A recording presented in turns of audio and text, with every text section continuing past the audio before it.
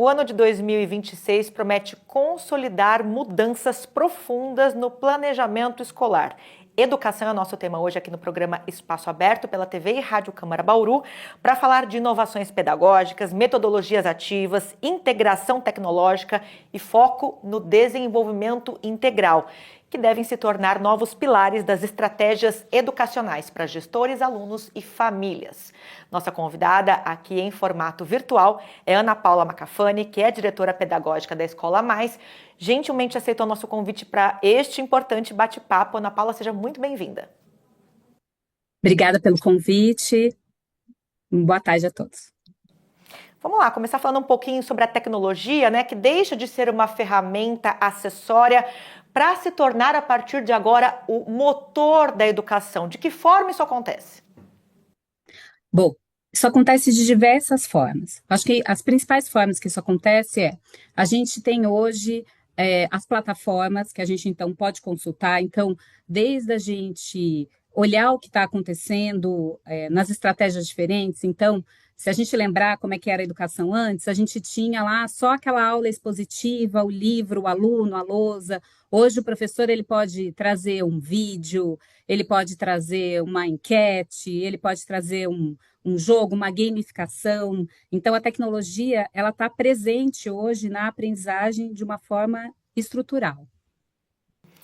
Além da IA, né, da tecnologia, da inteligência artificial de uma forma geral, né, como uma ferramenta de trabalho agora para docentes, para professores aí junto aos seus alunos, a inteligência artificial também é capaz de detectar com antecedência falhas na aprendizagem.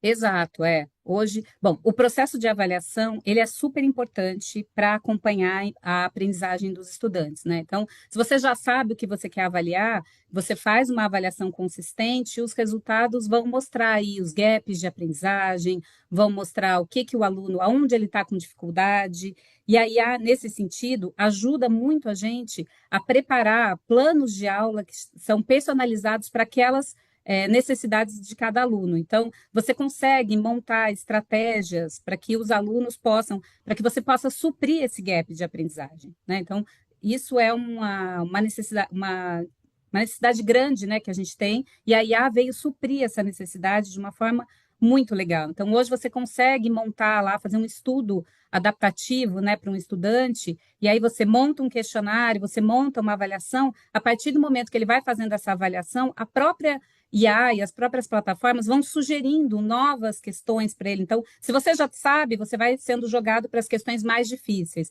Se você vai tendo dificuldade, ele vai te dando novas questões para ele tentar identificar bem aonde que está essa sua dificuldade. Então, esse estudo adaptativo feito pela IA, junto com planos de aula elaborados de forma mais personalizadas, podem auxiliar os alunos nos seus gaps específicos. Uhum. E aí, a partir do momento, então, que a inteligência artificial fornece esses dados, aí, com base nessas intervenções pedagógicas, como passar isso, como incumbir o corpo docente desta função sem sobrecarregá-lo com as atividades, né, que já, as demandas já são grandes? Então, aí com isso você pode montar planos individualizados, né, planos personalizados. Então, o professor, a partir do momento que ele tem esses dados na mão de uma forma é, muito mais é, muito mais expositivas, muito mais concretas, ele consegue, a partir daí, montar atividades que são atividades específicas para aqueles alunos. Inclusive, atividades usando estratégias diferentes, né? Então, ele não precisa só montar aquela tradicional lista de exercício, ele pode sugerir um vídeo que o aluno assista, né? Ele pode sugerir que ele faça um esquema, ele pode sugerir que ele resolva um problema. Então, aí, através desses dados e através da tecnologia, ele pode montar esses planos de aula personalizados e permitir com isso, né, que o aluno tenha uma aprendizagem muito mais significativa para ele, para o tipo de estudo que ele tem. Uhum. Ana Paula, as novas frentes pedagógicas falam muito em currículos flexíveis. O que seria contemplado nesses currículos, então? Bom, primeiro que assim, a gente tem que pensar que antes a gente aprendia conteúdo, a gente aprendia matéria, né? Então, são temas que a gente usava muito para a educação. Hoje, a gente ensina por habilidade e competência. Então, hoje, a gente quer saber o que o aluno é capaz de fazer, o que você é capaz de fazer, né? Então, a gente, nesse tipo de formato, os currículos flexíveis, eles permitem que a gente vá colocando, vá introduzindo objetos de conhecimento, que a gente diz, né? Então, muito mais do que um conteúdo ou uma matéria, a gente vai trazendo objetos de conhecimento para serem trabalhados para alcançar essas habilidades, né? Então, às vezes, o exemplo clássico, né? A gente tinha lá as tabuadas, então a gente fazia lá tabuadas e mais tabuadas para a gente poder decorar a tabuada. Hoje a gente não faz mais isso. Hoje a gente traz para o aluno situações reais onde ele precisa entender a tabuada. Então, com isso, ele nem percebe que ele está aprendendo tabuada, né? Você vai mostrando para ele aonde ele usa a tabuada.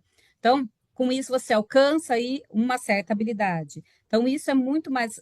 Os currículos flexíveis, eles permitem, então, que a gente traga outros temas a partir daquilo que a gente quer que o aluno seja capaz de fazer no final daquele ciclo.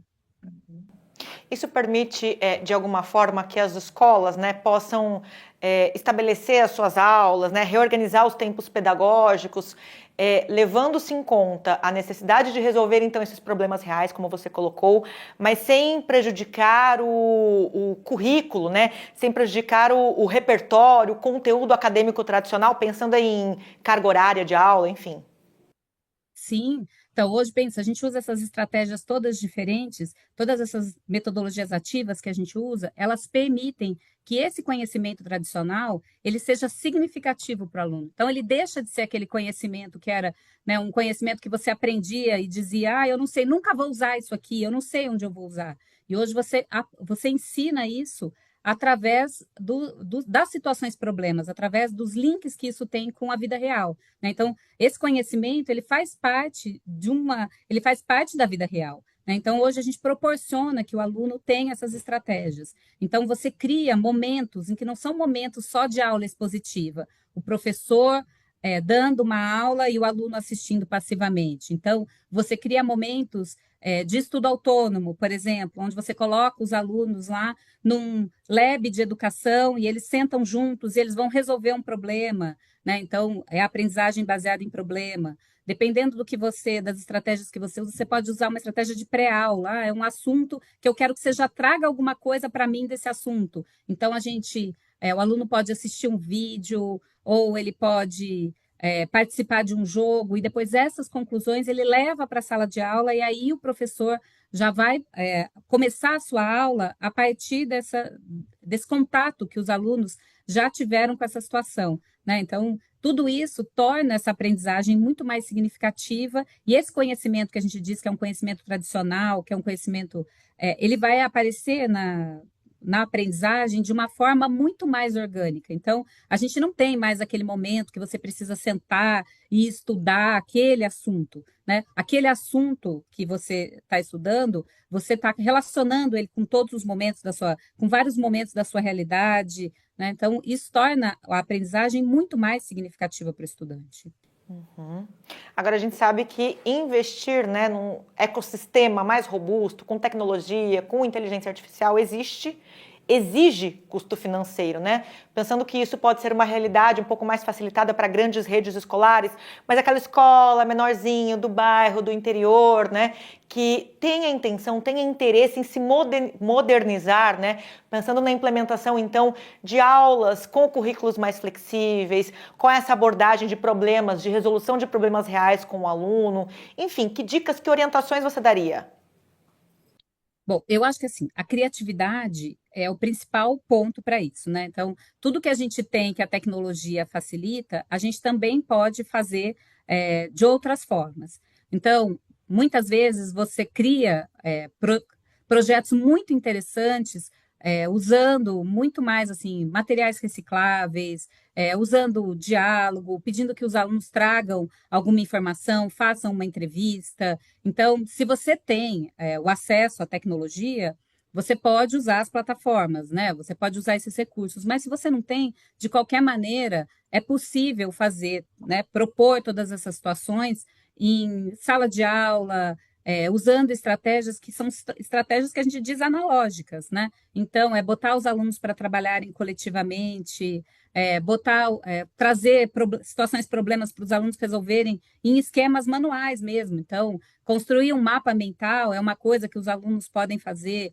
criar jogos que são, né, que nas plataformas você tem a gamificação, mas ali você tem hoje disponível uma série de jogos que são super interessantes e que você pode fazer no papel com os alunos e que você faz na quadra, né? Então, são muitas estratégias que você pode usar e que você não precisa das plataformas para isso, né? Você precisa muito mais de criatividade dos professores e acho que de uma motivação para fazer isso, né? Então, acho que as metodologias ativas, elas exigem muito que a gente tenha que a gente pense fora da caixa, né? Então, que a gente proponha ações mão na massa, que a gente coloque os alunos para trabalhar juntos. Então, eu acho que a coletividade hoje, né, a atuação coletiva, os trabalhos que os alunos fazem coletivamente, eles ganham muito, né? Então, hoje a gente não pode mais falar que a escola é responsável só pela parte de conhecimento. Então, a escola hoje ela não é responsável só pelo conteúdo, como a gente diz.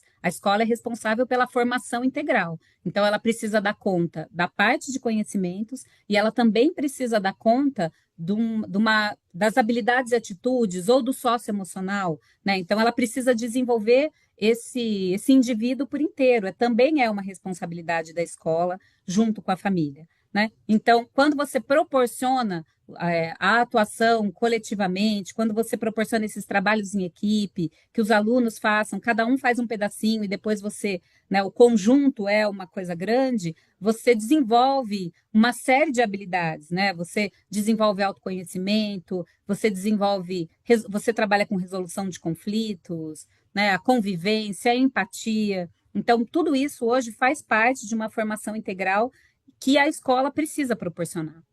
Uhum.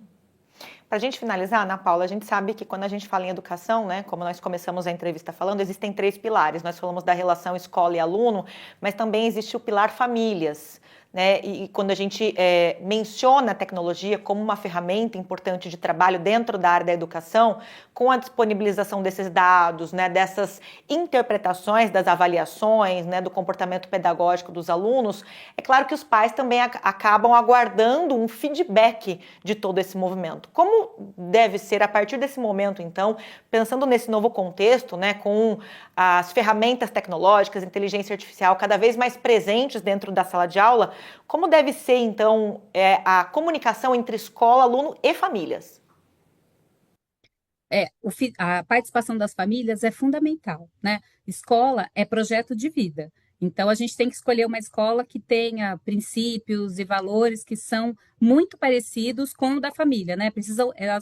A escola precisa estar alinhada com os princípios e os valores da família, porque a criança, né? Essa socialização, ela é tão importante quanto a parte de conhecimentos. Então, por isso que a participação da família também ela é essencial, né? Porque ali a gente está desenvolvendo além do conhecimento. Então, hoje a gente tem muitas plataformas de comunicação onde você consegue atualizar online aquilo que o aluno está fazendo. Então, você consegue colocar ali tanto momentos assim com imagens do que está acontecendo, coisas em tempo real, como você também consegue colocar ali, disponibilizar ali aquilo que está sendo ensinado. Então, previamente você disponibilizar o currículo para que a família entenda ali o que está sendo trabalhado e aí como isso está sendo trabalhado, e aí você pode fazendo essa atualização, e aí a família pode ir acompanhando, então está fazendo as atividades, como é que é o retorno que a professora está dando, né? Como é que é o retorno que a equipe está dando, a equipe escolar está dando, ao mesmo tempo, se você não tiver, né, acesso a essa tecnologia, você também pode fazer isso no formato tradicional, né? Então, disponibilizar logo no início do ano a proposta pedagógica da escola para que as famílias tenham esse conhecimento e depois mandar as comunicações via agenda mesmo, né? Então, olha, como é que está esse momento, o que a gente está trabalhando, né? Então, mandando um calendário, a família consegue também acompanhar sem a necessidade da tecnologia. O que é legal da tecnologia é que você pode disponibilizar muito mais coisa, né? Você pode disponibilizar os trabalhos, você pode mostrar imagens dos alunos ali, ou quando eles estão em sala de aula, né? Então, que isso é muito legal para as famílias. Além disso, também tem os momentos lá de vivência com as famílias, né? Então, quando as famílias são chamadas, e não só para aquela reunião tradicional, né? Entre pais e professores e tal, mas muito mais vivências, onde a gente coloca as famílias no mesmo lugar que os alunos, né? Então, a gente tem aqui na Escola Mais as estações, que são esse momento onde os alunos sentam nas mesas e fazem os trabalhos de forma coletiva. Quando faz as vivências de família, a gente traz, coloca os pais sentados na mesma mesa, né? Também propõe uma atividade para a família que seja semelhante a que os alunos façam. Então, tudo isso vai trazendo esse feedback, vai trazendo essa segurança para a família, para que ela entenda como é que é o processo que o filho dela vive, né, cotidianamente na escola. Quer dizer, a capacidade da tecnologia de aproximar, então, escola e famílias. Exato, aproximar através desses momentos em que as famílias podem acompanhar via as plataformas de comunicação, as redes sociais e presencialmente vivendo, fazendo essas vivências na escola. Ana Paula Macafani, diretora pedagógica da Escola Mais, gentilmente aceitou o nosso convite para este bate-papo, falando aí sobre como a revolução da tecnologia e da inteligência artificial podem e devem sim estar dentro das salas de aula, por que não? Muito obrigada, Ana Paula, mais uma vez pela tua participação aqui com a gente. Eu que agradeço. Um abraço. Aproveito para agradecer você também que nos acompanhou aí pela TV e Rádio Câmara e lembro que este conteúdo fica disponível para você acessar em qualquer momento pelo nosso canal no YouTube. É só procurar TV Câmara Bauru. Até a próxima!